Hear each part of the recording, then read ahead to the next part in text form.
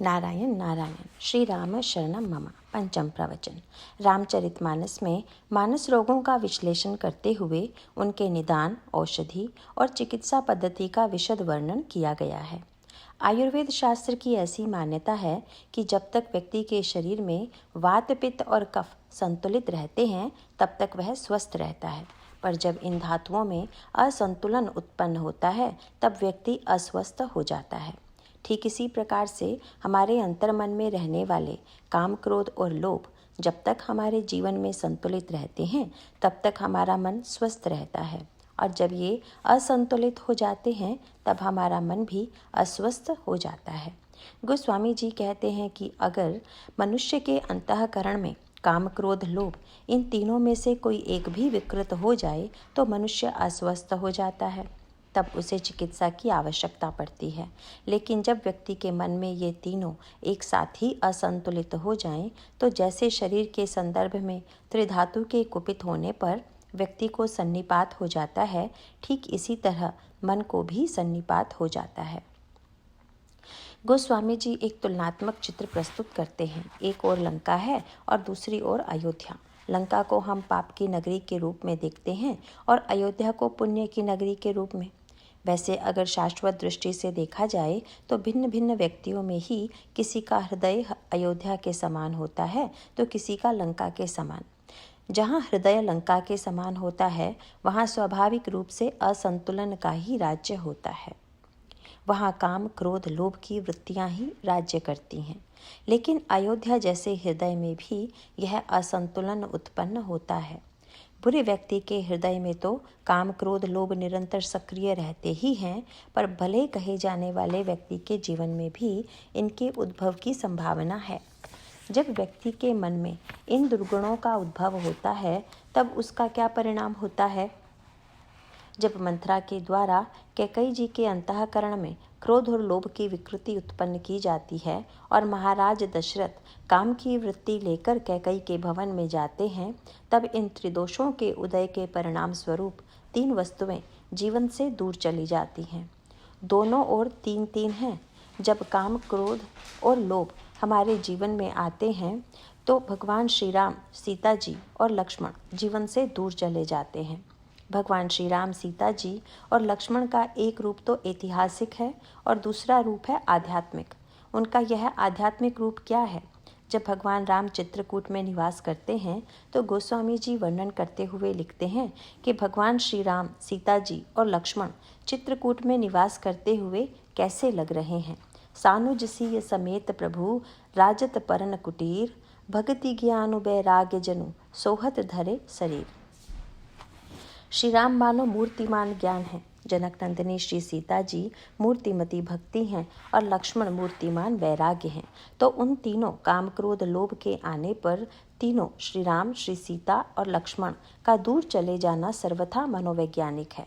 जब क्रोध आएगा तो जीवन से ज्ञान दूर चला जाएगा, अर्थात श्री राम दूर चले जाएंगे, और जब काम आएगा तो जीवन से भक्ति दूर चली जाएगी, अर्थात श्री सीता जी दूर चली जाएंगी, और जीवन में लोभ आएगा तो वैराग्य दूर चला जाएगा, अर्थात घनीभूत वैराग्य लक्ष्मण जी दूर चले जाएंगे। व्यक्ति के जीवन में अगर काम, क्रोध, लोभ होगा तो उसका अंतःकरण ज्ञान, भक्ति, वैराग्य से शून्य होगा। ज्ञान का मुख्य संबंध अद्वैत से है। रामचरितमानस के उत्तरकांड में यह संकेत किया गया है कि क्रोध तो बिना द्वैत के आता ही नहीं, और अगर किसी व्यक्ति के अंतःकरण में द्वैत बना हुआ है तो इसका अर्थ यही है कि उसके अंतःकरण में अज्ञान है। क्रोध की द्वैत बुद्धि बिनु, द्वैत की बिनु अज्ञान। श्री राम है अखंड अद्वैत ज्ञान घन, और जिसके अंतःकरण में द्वैत की वृत्ति उत्पन्न हुई तो यही भेद वृत्ति श्री राम के दूर होने का कारण है। जब तक कैकेयी के अंतःकरण में श्री राम और श्री भरत में भेद वृत्ति नहीं थी तब तक श्री राम और श्री भरत उन्हें प्राप्त थे। लेकिन ज्यों ही श्री राम और श्री भरत में भेद बुद्धि उत्पन्न हुई तो परिणाम स्वरूप उनके अंतःकरण में क्रोध उत्पन्न हुआ, जिसके फलस्वरूप उनमें यह वृत्ति आ गई कि श्री राम यहाँ से जितनी जल्दी चले जाएं उतना ही अच्छा। कैकेयी ने महाराज दशरथ से जो 2 वरदान मांगे उनका क्रम इस प्रकार था। पहला राज्य भरत को दिया जाए और दूसरा श्री राम 14 वर्ष के लिए वन में निवास करें। देहु एक बर भरत ही टीका, तापस बेश विशेषी उदासी, 14 बरिस राम बनवासी। तो वरदान इस क्रम से मांगा गया था कि पहले भरत का राज्याभिषेक हो और बाद में राम का वनवास। भरत को राज्य अर्थात अपने पुत्र को सुख और राम को वनवास यानी जिसे वे पराया मानती हैं उसे दुख मिले। लेकिन उनमें इतना तीव्र आक्रोश है कि वे कह देती हैं कि भरत को राज्य मिलने में कुछ विलंब हो जाए तो मुझे सह्य है, पर राम के वनवास में अगर विलंब हुआ तो मैं नहीं सह सकती। यह है क्रोध की प्रतिक्रिया। इसका अभिप्राय यह है कि हमें सुख मिलने में चाहे देर लगे, पर दूसरों को दुख मिलने में देर बिल्कुल ना हो। महाराज श्री दशरथ को धमकी देती हुई कैकेयी कहती है, होत प्रात मुनिवेश धरी, जौन राम बन जाही, मोर मरनु राउर अजस, नृप समुझई मन माही। कल प्रातः काल होते ही राम मुनियों का वेश धारण कर अगर वन को नहीं चले जाते हैं तो आप जानते हैं कि इसका क्या परिणाम होगा। क्या? मोर मरनु, मेरी मृत्यु। कैकेयी जी ने 2 ही वरदान तो मांगे थे। इस समय महाराज दशरथ कह सकते थे कि आपने यह वरदान तो नहीं मांगा था कि कल ही ऐसा हो। तो वे कहती हैं कि नहीं, वे 2 वरदान तो मैंने मांगे थे और आपने दिए भी, पर तीसरे के लिए तो मैं प्राण की बाजी लगा दूंगी। महाराज दशरथ ने कैकेयी की ओर बड़ी दयनीय दृष्टि से देखा और उनकी दृष्टि में यही संकेत था कि अगर तुम राम को वनवास दोगी तो मेरी मृत्यु अवश्यंभावी है। पर कैकेयी का हृदय इतना कठोर हो गया। किसी भी पत्नी के लिए उसका पति ही सर्वस्व होता है। प्रत्येक पत्नी के मन में यही अभिलाषा रहती है कि वह सौभाग्यवती के रूप में ही शरीर त्याग करे। और इसीलिए महाराज दशरथ ने सोचा कि मेरी मृत्यु की बात सुनकर संभव है कि कैकेयी वरदान वापस ले ले। लेकिन कैकेयी महाराज श्री दशरथ की इस भावना का उल्लंघन करके बोली कि महाराज, यदि राम के वन जाने से आपकी मृत्यु होगी तो उसके कल प्रातः ही वन न जाने से मेरी मृत्यु होगी। महाराज दशरथ पूछ सकते हैं कि अच्छा, तो तुम किसकी मृत्यु चाहती हो? कैकेयी ने कह दिया, मोर मरनु राउर अजस, नृप समुझई मन माही। मेरा मरना ठीक नहीं। क्यों? वे बोली, मैं मर जाऊंगी तो आपको अपयश मिलेगा। इसका संकेत यह है कि आप मर जाएंगे तो आपको कीर्ति मिलेगी कि सत्य की रक्षा के लिए आपने इतना बड़ा बलिदान कर दिया। और मैं तो यही चाहती हूँ कि आपका शरीर रहे चाहे ना रहे, पर आपकी कीर्ति बनी रहे। कैकेयी के अंतःकरण में निष्ठुरता की यह पराकाष्ठा आ जाती है। इतनी तीव्रतम आक्रोश की वृत्ति आ जाती है कि वे राम को एक क्षण के लिए भी अपने सामने देखने के लिए प्रस्तुत नहीं हैं। आगे चलकर श्री जानकी जी और श्री लक्ष्मण जी भी श्री राम के साथ वन जाने के लिए व्यग्र हो जाते हैं। श्री राम जाएंगे तो सीता और लक्ष्मण भी साथ जाएंगे। ज्ञान ही न रहेगा तो न भक्ति ही रहेगी और न वैराग्य ही। जब रहेंगे तो तीनों साथ ही रहेंगे। उस समय कुछ लोग सीता जी और लक्ष्मण जी से कहने लगे कि आप लोग मत जाइए। यह सुनकर कैकेयी की मनस्थिति क्या है? सो सुनी तमकी उठी कैकेयी। उनमें क्रोध की तीव्रतम अभिव्यक्ति हुई। क्रोध में भरी हुई कैकेयी तमक उठी और क्या किया? मुनिपट भूषण भाजन आनी, आगे धरी बोली मृदुबानी। मुनियों के योग्य वस्त्र, कमंडलू आदि वस्तुएं लाकर कैकेयी श्री राम के सामने रख देती हैं और उनसे कहती हैं कि राम, ये लोग तुम्हारे हितैषी नहीं हैं। लोभ की वृत्ति में जो दंभ की प्रकृति निहित रहती है वह कैकेयी की भाषा में विद्यमान है। दंभ का अर्थ है मन में कुछ और होना और दिखावा कुछ और ही किया जा रहा है। कैकेयी राम का हितैषी होने का दिखावा करती है। वे कहती हैं, भोग से त्याग तपस्या श्रेष्ठ है। मैं तुम्हें तपस्या का अवसर दे रही हूँ, पर ये लोग तुम्हारे मार्ग में बाधा उत्पन्न कर रहे हैं। इसीलिए तुम जितनी शीघ्र हो सके यहाँ से चले जाओ। और नृप ही प्राण प्रिय तुम रघुबीरा, सील स्नेह न छाड़ ही भीरा, सुकृत सुज सुप्रलोक न साऊ, तुम ही जान बन कहि न काऊ। और कैकेयी जी का यह तीव्र आक्रोश तब तक शांत नहीं होता जब तक श्री राम वन को नहीं चले जाते। इसका अभिप्राय यह है कि एक बार जहाँ इस क्रोध की, द्वैत की भेद वृत्ति आती है, उस समय व्यक्ति के अंतःकरण से ज्ञान दूर चला जाता है। उस समय राम भी प्रिय नहीं लगते, ईश्वर भी अप्रिय लगता है। जो अभिन्न आत्म रूप है, जिसमें भी भेद प्रतीत होने लगता है। और यही कैकई के जीवन में हुआ। इसी प्रकार काम की वृत्ति आती है तो उसका स्वाभाविक परिणाम यह होता है कि व्यक्ति के अंतःकरण से भक्ति दूर चली जाती है। महाराज दशरथ के चरित्र में कमी क्या थी? जब वे कैकई के पास आए तो उन्हें प्रसन्न करने के लिए जो वाक्य उन्होंने कहा वह भक्ति से शून्य बना देने वाला है।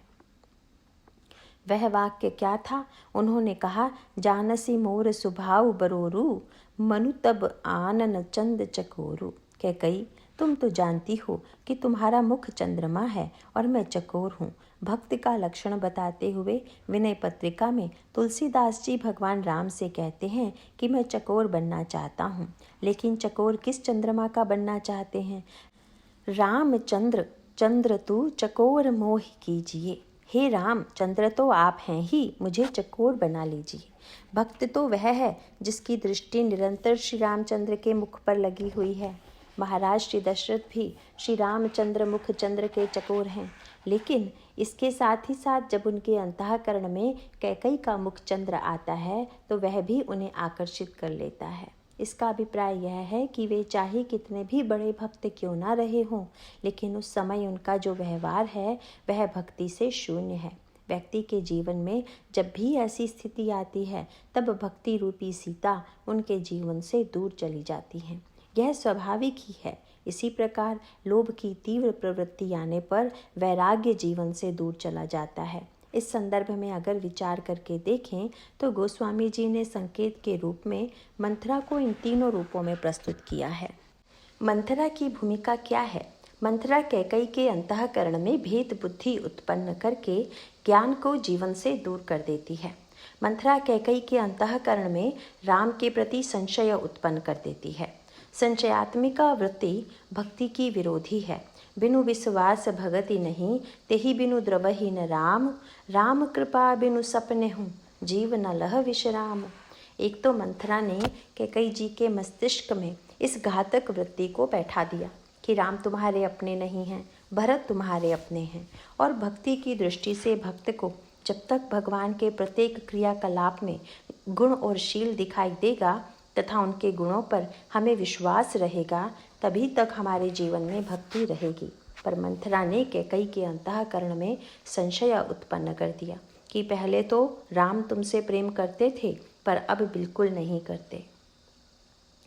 अब तो वे सिंहासन पर बैठते ही भरत को कारागार में डाल देंगे। तुम्हें सौत की सेवा करनी पड़ेगी। कैकई के अंतःकरण में राम के शील के प्रति संशय उत्पन्न हो गया।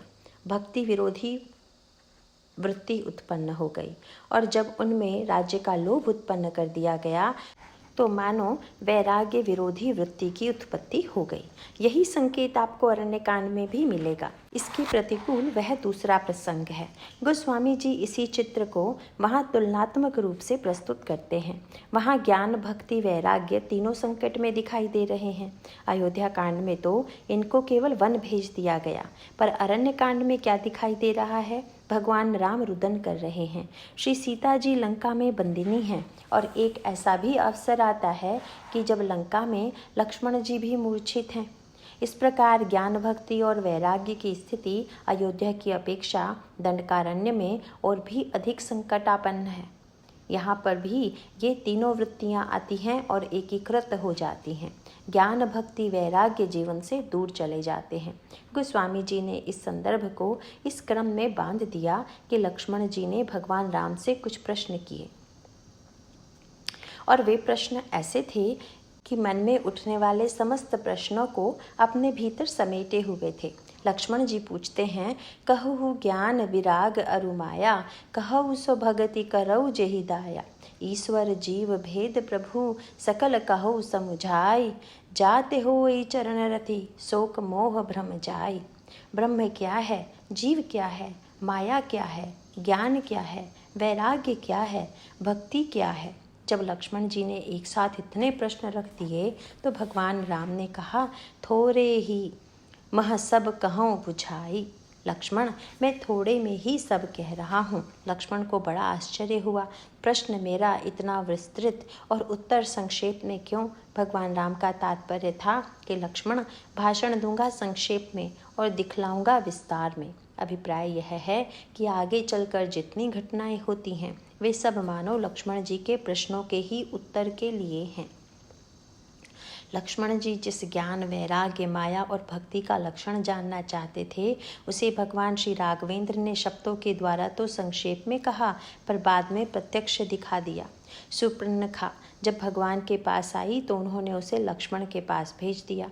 लक्ष्मण जी ने भगवान से पूछा कि माया का लक्षण क्या है, तो भगवान राम का यह संकेत था कि लो, माया को प्रत्यक्ष भेज रहा हूँ। सुनकर शायद उतना नहीं समझ पाते जितना प्रत्यक्ष देखकर समझ सकोगे। यह प्रत्यक्ष अविद्या माया है। इसलिए अविद्या माया और सुपर्णखा दोनों के लिए एक ही विश्लेषण का प्रयोग किया गया है। विद्या अपर अविद्या दो, एक दुष्ट अतिशय दुख रूपा, जा बस जीव परा भवकूपा। और सुपर्णखा रावण कई बहिनी, दुष्ट हृदय दारुण जस अहिनी। यह दुष्ट शब्द माया और सुपर्णखा दोनों के संदर्भ में प्रयुक्त हुआ है। यह सुपर्णखा मूर्तिमती अविद्या माया है। जब वह भगवान राम के पास आती है तब काम, क्रोध और लोभ की वृत्ति को लेकर आती है। यहाँ पर गोस्वामी जी सुपर्णखा के संदर्भ में एक सुंदर संकेत देते हैं। वे इसका परिचय क्या देते हैं? अगर ऐतिहासिक परंपरा की दृष्टि से देखें तो सुपर्णखा का परिचय दिया जाना चाहिए कि ये विश्वा मुनि की बेटी हैं। पर गोस्वामी जी ने कहा कि आध्यात्मिक दृष्टि से तो यह कहना ठीक नहीं है। विश्रवा तो मुनि है और मुनि का अर्थ है मननशील। तो क्या मननशील मुनि का तात्पर्य यही है कि वह अपने अंतःकरण में इस अविद्या, माया या वासना को जन्म दे? नहीं, मननशील माया को जन्म नहीं देगा। तब उन्होंने माया के साथ मोह के संबंध को अनोखे ढंग से प्रस्तुत कर दिया। सुपर्णखा रावण कई बहिनी। सुपर्णखा कौन है? रावण की बहन, मोह की बहन माया। और यह माया पहले तो सुंदर रूप बनाकर काम का आकर्षण लेकर आती है और भगवान राम से विवाह का प्रस्ताव करती है। कहती है, तुम सम पुरुष न मो सम नारी, यह संजोग विधि रचा विचारी। न तो तुम्हारे समान कोई सुंदर पुरुष है और न मेरे समान कोई सुंदर नारी। तो भगवान तो यह सुनने के बहुत अभ्यस्त थे कि आपके समान कोई सुंदर नहीं है, पर यह भाषा तो उन्होंने पहली बार सुनने को मिली कि मेरे समान कोई सुंदरी नहीं है। और तब भगवान राम ने किसकी ओर देखा? काम के आकर्षण से बचने का उपाय क्या है? माया के द्वारा अगर काम की सृष्टि की गई हो तो उस काम से बचने का उपाय भगवान राम ने बता दिया। काम से बचने का उपाय है सीत ही चितई। भगवान राम ने सुपर्णखा की ओर देखा ही नहीं तो देखा किसकी ओर? सीत ही चितई कही प्रभु बाता। श्री सीता जी की ओर देखा। इसका तात्पर्य यह है कि काम और वासना के आकर्षण से छुटकारा पाना हो तो भक्ति की ओर दृष्टि कर लें। जब दृष्टि भक्ति की ओर चली जाएगी तब वासना का आकर्षण दिखाई नहीं देगा। तो एक ओर तो भगवान ने यह दिखा दिया कि भक्ति का आश्रय लेने पर काम वासना का प्रभाव नहीं पड़ता। और लक्ष्मण जी ने पूछा था कि वैराग्य क्या है, तो उसके पश्चात भगवान राम ने कहा कि जो माया के आकर्षण में न फंसे वही वैराग्य है।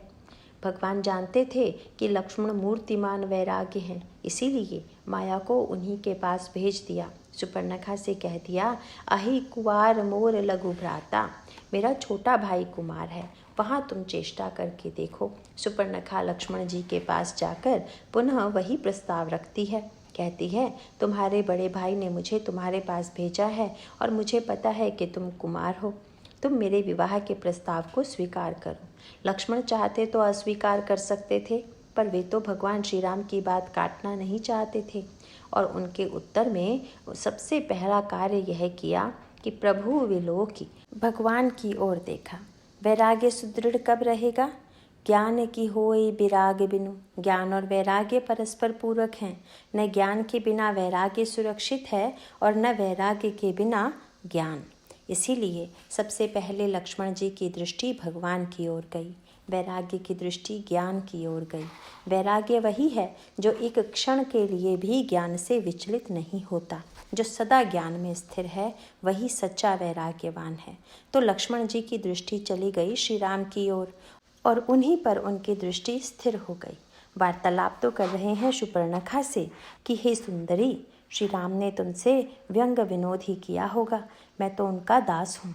शूर्पणखा इस उपेक्षा से क्रोधित हो उठी कि इधर तो सुंदरी भी कह रहा है पर देख बिल्कुल नहीं रहा है। पहले तो वह काम की सृष्टि करती है, आकर्षित करने के लिए सुंदर बनकर आती है। माया अर्थात जो वास्तविक नहीं है, जैसा है वैसा न दिखाई देकर भिन्न दिखाई दे। शूर्पणखा सुंदर रूप बनाकर आती है पर उसका वास्तविक रूप नहीं है, नकली है। और यह भेद तब खुलता है जब श्री राम और लक्ष्मण के बीच जा पहुंचती है।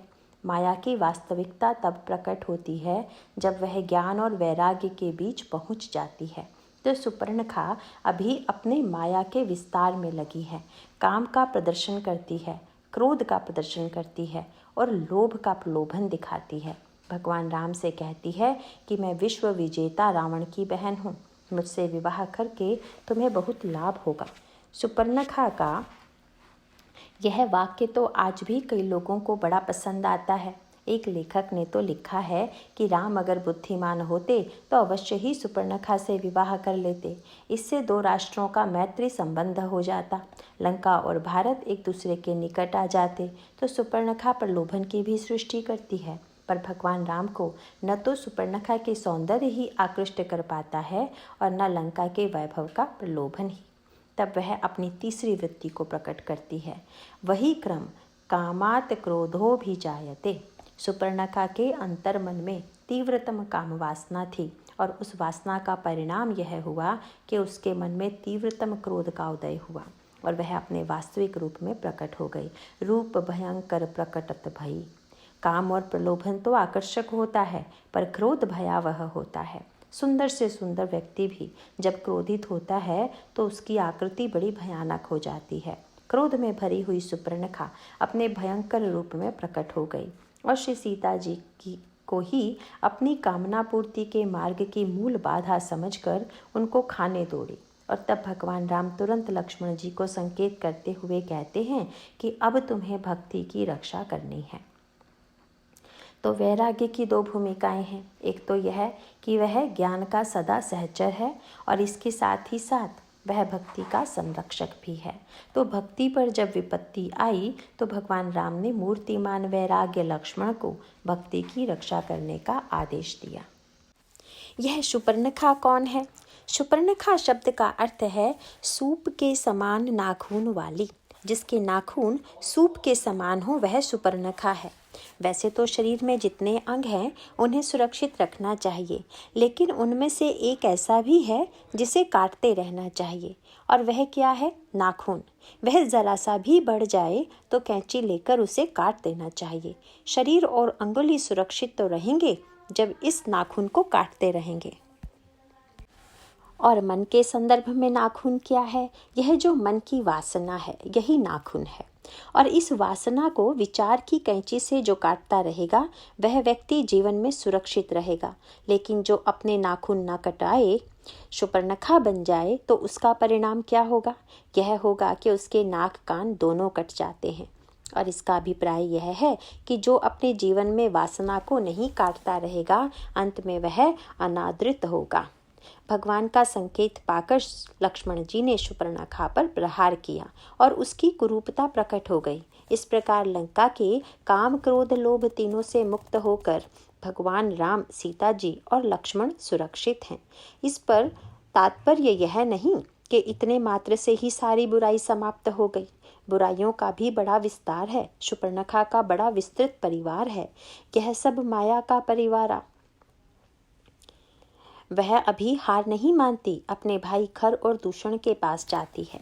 फिर वही क्रम अयोध्या कांड में मंथरा की जो भूमिका है, कैकेयी के मन में जिस तरह से मंथरा ने लोभ और क्रोध को जगा दिया, ठीक उसी तरह शूर्पणखा ने यहाँ खर दूषण के मन में काम और क्रोध की वृत्तियों को जगा दिया। पहले तो यह कहकर कि वह उनके क्रोध को जगाती है कि उन 2 राजकुमारों ने मुझे कुरूप कर दिया है, और काम को यह कहकर जगाती है कि उनके साथ एक अत्यंत सुंदर स्त्री है जो तुम्हारे ही योग्य है। इसका परिणाम यह होता है कि वे इस काम की वृत्ति से प्रेरित होकर राम की ओर बढ़ते हैं, पर आगे चलकर जब उनके काम की पूर्ति में रुकावट आई तब क्रोध आ जाता है। पहले तो खरदूषण ने अपने मंत्री से यही कहा कि यद्यपि भगिनी कीन्ही करूपा बदलायक नहीं पुरुष अनुपा, यद्यपि इन लोगों ने हमारी बहन को कुरूप कर दिया है, फिर भी ये सुंदर राजकुमार मारने योग्य नहीं है। बात तो बड़ी ऊंची लगी, पर तुरंत उनकी वासनामयी वृत्ति साकार हो गई। उन्होंने कहा कि हम तो राम को छोड़ देने के लिए तैयार हैं, पर उससे कहो कि देहु तुरत निज नारी दुराई, जियत भवन जाहु द्वौ भाई। सीता को दे दें और राम लक्ष्मण दोनों लौट जाएं, पर ये तीनों तो अभिन्न हैं, एक दूसरे से अलग हो ही नहीं सकते। जब तक ज्ञान भक्ति वैराग्य का समन्वय और संतुलन नहीं होगा, तब तक समग्र सुख नहीं मिल सकता। पर जहाँ पर वासना की यह वृत्ति विद्यमान है, वहाँ यही विडंबना है कि एक से राग और दूसरे से द्वेष होता ही है। खरदूषण ने भी यही किया। उन्होंने सीता को पाना चाहा, पर राम से अलग करके। वह कहता है कि सीता को मुझे सौंप दो और दोनों भाई अपने घर लौट जाओ। जब उनका मंत्री यह संदेश लेकर भगवान राम के पास गया तो श्री राम ने उससे कहा, हम क्षत्रिय मृगया बन करहीं, तुमसे खल मृग खोजत फिरहीं। मैं क्षत्रिय हूँ, वन में शिकार के लिए आया हूँ और तुम जैसे दुष्ट पशुओं की ही खोज में था। सुनी खरदूषण उर अति दहेउ। भगवान का वाक्य सुनकर खरदूषण के हृदय में बड़ा दाह उत्पन्न हुआ। क्रोध में पागल होकर उन्होंने भगवान राम पर आक्रमण कर दिया। तब भगवान ने लक्ष्मण जी से कहा कि राक्षसों की भयंकर सेना आ रही है, सीता की रक्षा का भार मैं तुम्हें सौंपता हूँ। लई जानक ही जाहु गिरी कंदर, आवा निश्चर कटकु भयंकर। रही सजग सुनी प्रभु कई बानी, चले सहित श्री सर धनु पानी। लक्ष्मण जी तुरंत सीता जी को लेकर कंदरा में चले जाते हैं, और इसका अर्थ क्या है? भक्ति का अर्थ ही है राग। भगवान राग की सुरक्षा तो तभी कर सकेंगे जब संसार से वैराग्य होगा। इसीलिए तो रामायण में कहा गया है, जही लागी बिरागी अति अनुरागी। जो भक्ति अत्यंत अनुरागी है, पर उसकी सुरक्षा का तात्पर्य क्या है? रामायण में बड़ा सुंदर दृष्टांत दिया गया है। कहा गया है, बिरति चर्म संतोष कृपाणा।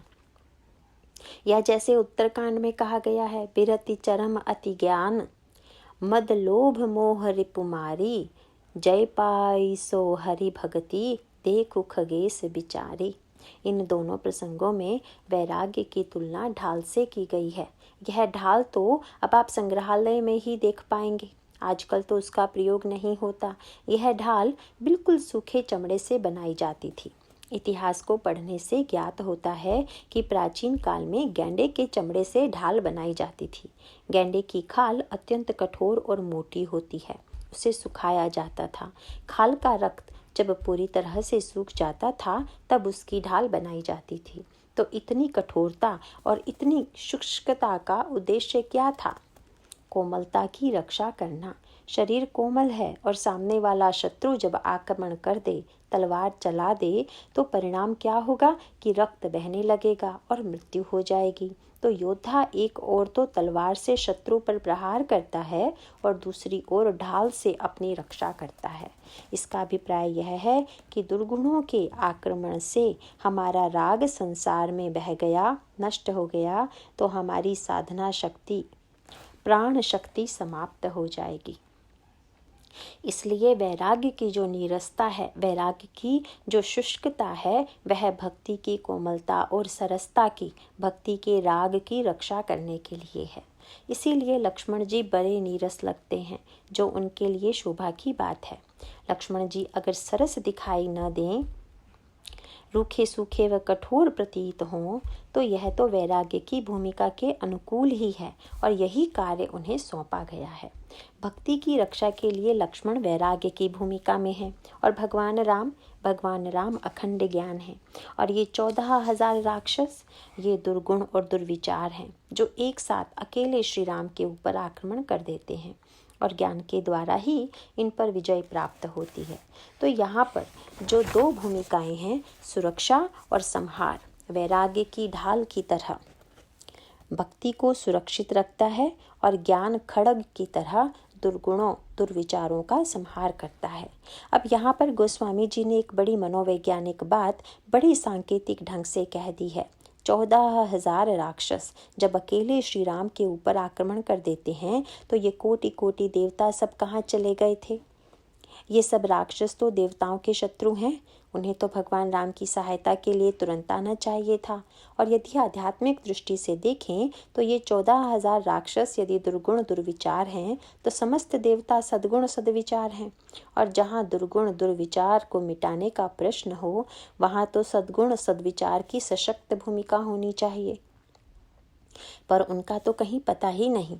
इसका तात्पर्य क्या है? यह एक आध्यात्मिक सत्य है। सद्गुण सद्विचार अपने आप में भले ही अच्छे हों, पर वे दुर्गुण दुर्विचारों को मिटाने में सक्षम नहीं हैं।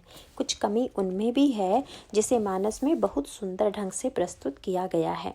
जब 14,000 राक्षसों ने अकेले भगवान राम पर आक्रमण किया तो देवता आकाश में अपने विमानों पर बैठे हुए यह दृश्य देख रहे थे और दुखी भी हो रहे थे कि हाय, श्री राम अकेले और राक्षस 14,000 हैं तथा डर के मारे कांप भी रहे थे।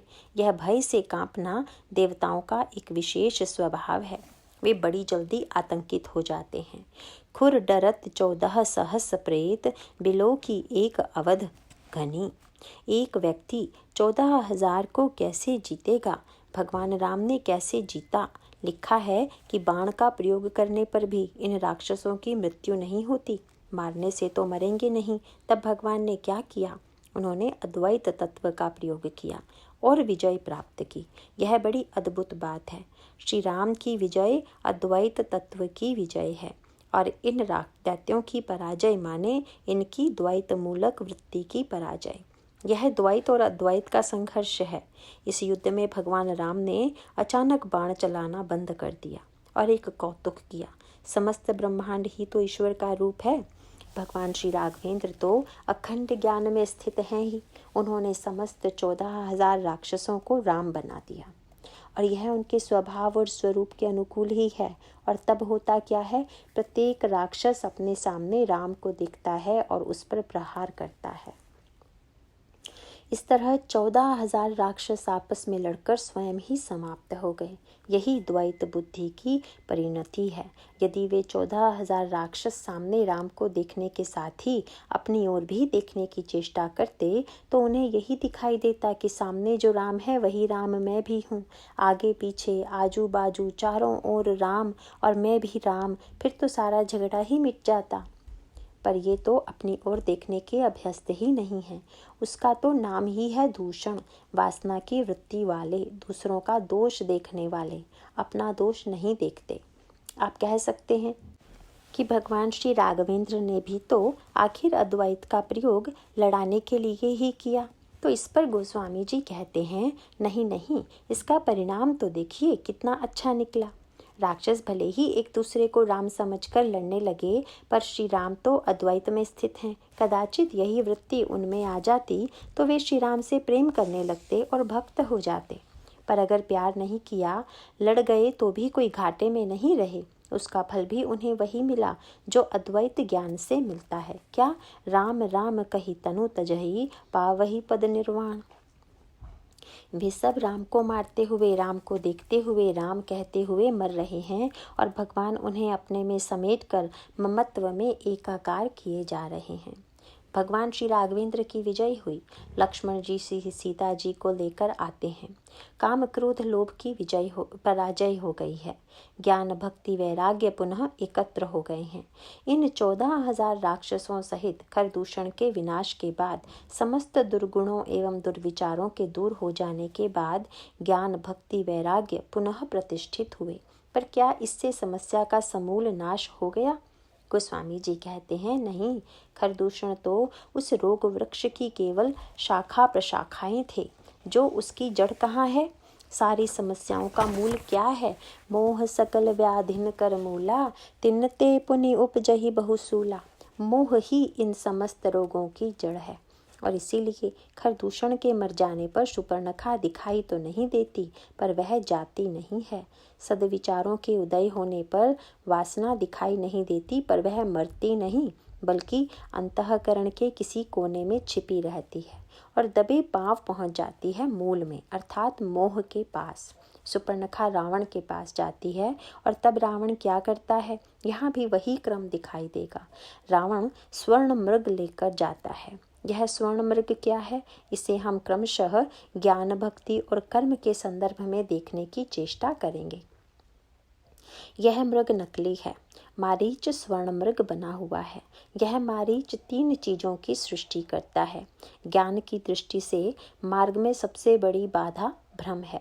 भक्ति की दृष्टि से सबसे बड़ी बाधा है संशय, और कर्म की दृष्टि से सबसे बड़ी बाधा है प्रलोभन। ज्ञान के संदर्भ में यह मारीच भ्रम है, माया मृग है। माया भ्रम की सृष्टि कर देती है। अवास्तविकता में वास्तविकता की स्वीकृति या प्रतीति करा देती है। शूर्पणखा ने भी माया का प्रयोग किया था, नकली रूप बनाकर गई थी, पर वहाँ भगवान राम ने यह दिखा दिया कि किस तरह से इस माया से, भ्रम से बचा जा सकता है। और यहाँ पर वे इसका दूसरा पक्ष भी हमारे सामने रख दे रहे हैं कि व्यक्ति अगर जरा भी असावधान रहे तो किस प्रकार वह भ्रम के द्वारा माया के जाल में फंस जाता है। यहाँ भगवान राम ने मारीच की माया को स्वीकार कर लिया। आज सारा क्रम उलट गया है। जब शूर्पणखा की माया आई तो भगवान ने भक्ति की ओर देखा, माया के मिथ्यात्व को देखा ही नहीं। पर आज तो श्री सीता जी ने ही उस माया मृग को देख लिया, और देखा ही नहीं बल्कि भगवान से कहने लगी, सुनहु देव रघुवीर कृपाला, एहि मृग कर अति सुंदर छाला। सत्य संग प्रभु बधि करी एहि, आनहु चर्म कहति बैदेहि। तब रघुपति जानत सब कारण, उठे हर्ष सुर काज संवारन। इस मृग का चर्म बड़ा सुंदर है, मारकर इसकी छाल ले आइए। और भगवान ने उस भ्रम को स्वीकार कर लिया। वे धनुष बाण लेकर उस माया मृग के पीछे, भ्रांति के पीछे चल पड़े। ज्ञान संकट में कब पड़ता है? जब माया और भ्रांति के पीछे भागता है, अवास्तविकता के पीछे भागता है। इसीलिए आगे चलकर भगवान राम की आंखों में आंसू दिखाई देते हैं, उनका विलाप दिखाई दे रहा है। और भक्ति संकट में क्यों पड़ गई? भक्ति की दृष्टि से देखें तो यह स्वर्ण मृग संशय की सृष्टि करने वाला है। भगवान राम जब इस मृग पर प्रहार करते हैं तब वह लक्ष्मण का नाम लेकर पुकारता है, और उसका वह स्वर सुनकर सीता जी को यह भ्रम हो जाता है कि यह भगवान राम का स्वर है। और उसका परिणाम यह हुआ कि उन्होंने लक्ष्मण जी से कहा, जाहु बेगी संकट अति भ्राता।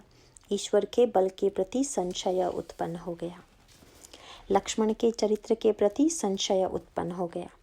मृग ने भ्रम उत्पन्न किया तो ज्ञान दूर चला गया, और संशय उत्पन्न किया तो भक्ति की वृत्ति विपरीत हो गई। और आगे चलकर श्री सीता जी ने लक्ष्मण जी से ऐसे शब्द कह दिए कि लक्ष्मण जी व्याकुल हो गए। मरम वचन जब सीता बोला, हरि प्रेरित लक्ष्मण मन डोला। और तब सीता जी को छोड़कर लक्ष्मण जी दूर चले जाते हैं। वैराग्य दूर चला जाता है।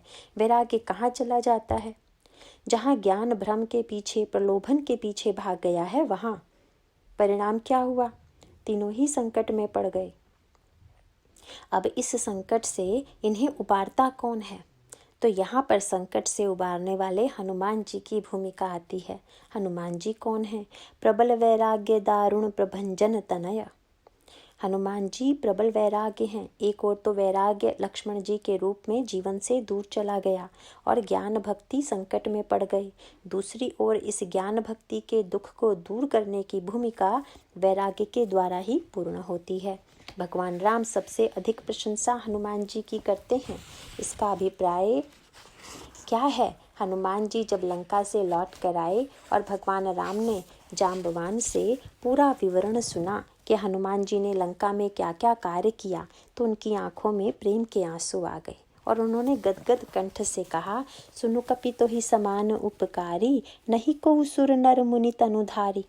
हनुमान, तुम्हारे समान उपकार करने वाला न कोई देवता है, न कोई नर और न ही कोई मुनि। आज तक विश्व के इतिहास में तुम्हारे समान उपकारी और कोई हुआ ही नहीं। तो हनुमान जी की भूमिका क्या है? वे ज्ञान के संकट को दूर करने वाले, भक्ति के संकट को दूर करने वाले और इन बिछड़े हुए सबको मिलाने वाले हैं। जिन दुर्गुण दुर्विचारों के कारण ज्ञान भक्ति वैराग्य साथ रहते हुए भी अलग अलग दिखाई दे रहे हैं, सीता जी दूर चली गई हैं, भगवान राम विलाप करते हुए वन में चारों ओर भटक रहे हैं और लक्ष्मण जी साथ होते हुए भी भगवान राम को सांत्वना नहीं दे पा रहे हैं, अब उन कारणों को दूर करते हैं हनुमान जी।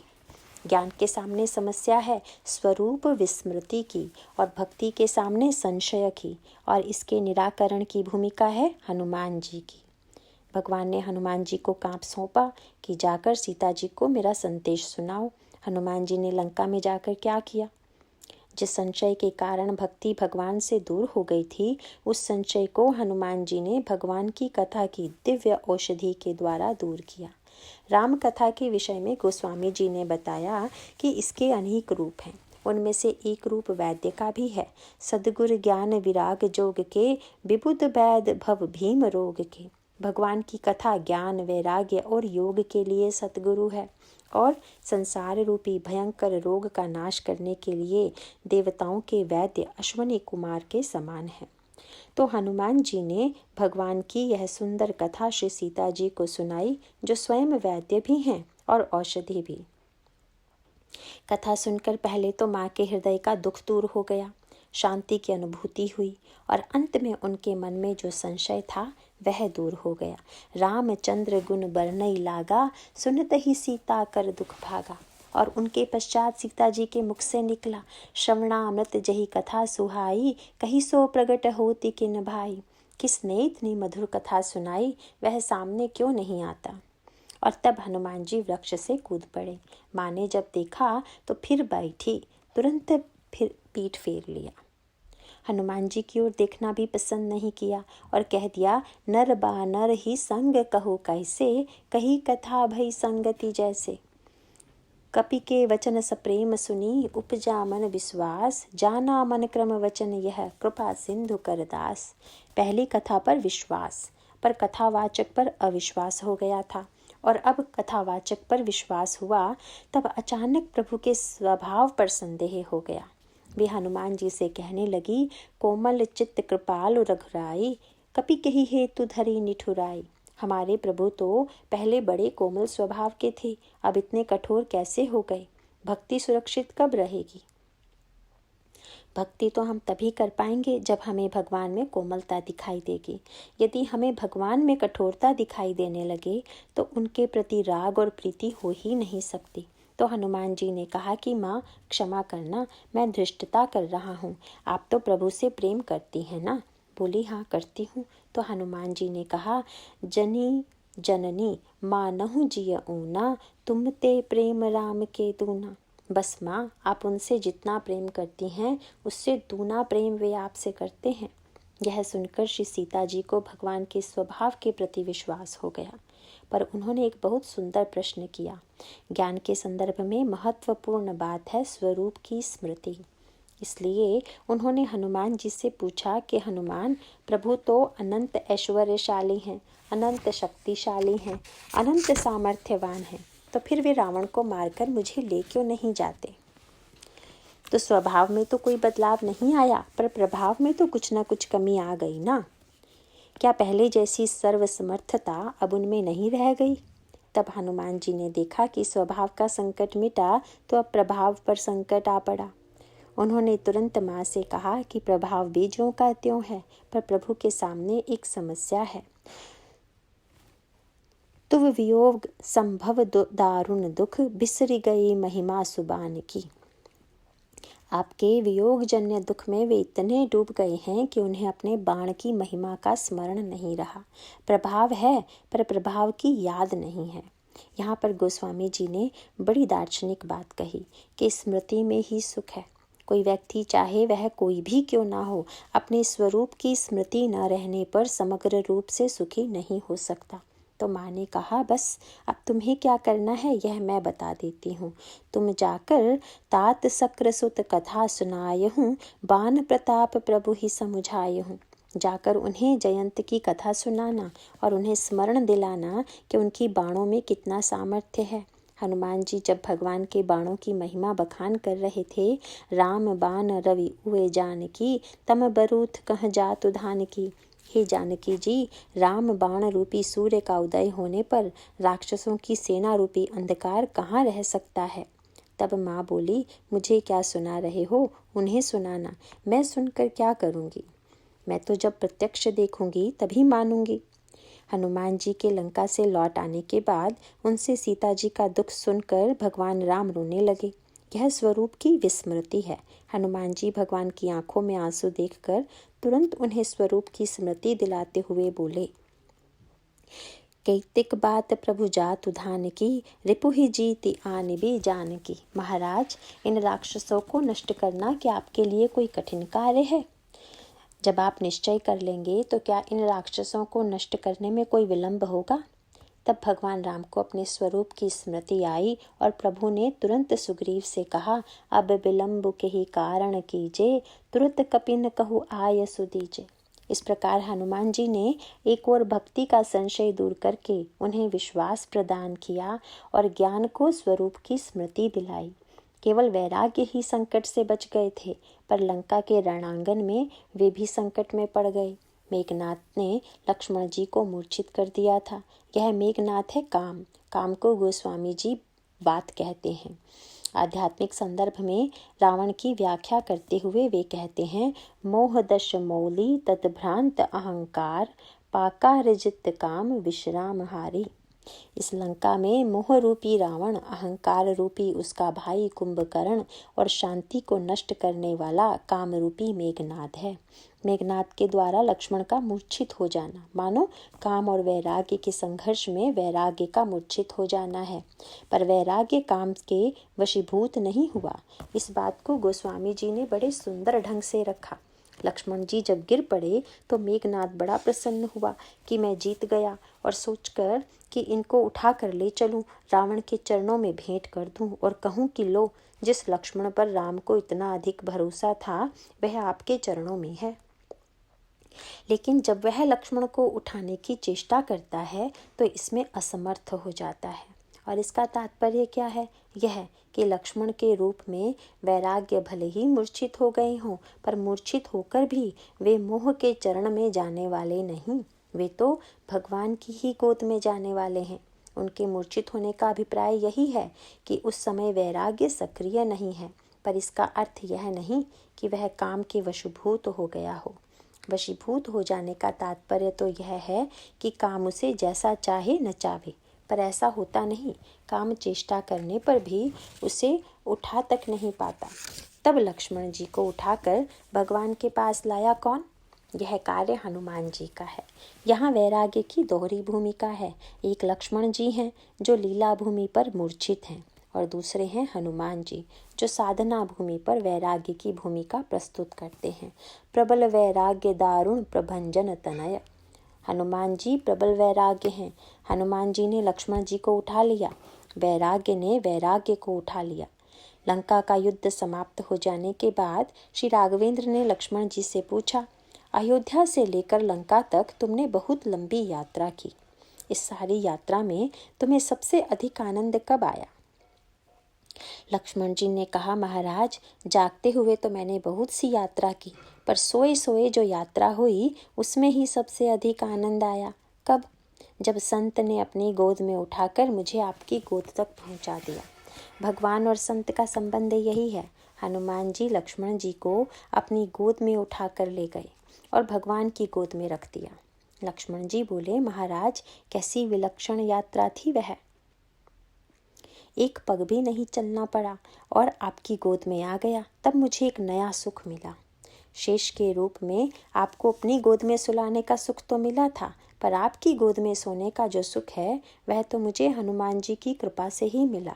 और इसके आगे भी औषधि लाने तथा लक्ष्मण जी को चैतन्य करने की सारी भूमिका हनुमान जी संपन्न करते हैं।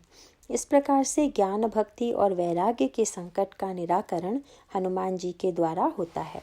और यहाँ जो भूमिका हनुमान जी की है वही अयोध्या में श्री भरत की है। इसीलिए भरत जी ने गुरु वशिष्ठ से कहा कि जब समाज काम, क्रोध, लोभ से ग्रस्त हो जाए उस समय क्या यह उचित होगा कि मैं सिंहासन पर बैठ जाऊं? समाज में काम, क्रोध, लोभ की वृत्तियों को खुली छूट देकर क्या उन्हें शांत किया जा सकता है? कैकई के इस लोभ और क्रोध को स्वीकार कर यदि मैं सिंहासन पर बैठ जाऊं तो क्या समाज की इस समस्या का समाधान हो जाएगा? यदि मैं अपने जीवन में उन दोषों को स्वीकार कर लूं तो क्या अयोध्या के लोग स्वस्थ हो जाएंगे? गुरु वशिष्ठ ने पूछा, अयोध्या के लोगों के स्वस्थ होने का उपाय क्या है?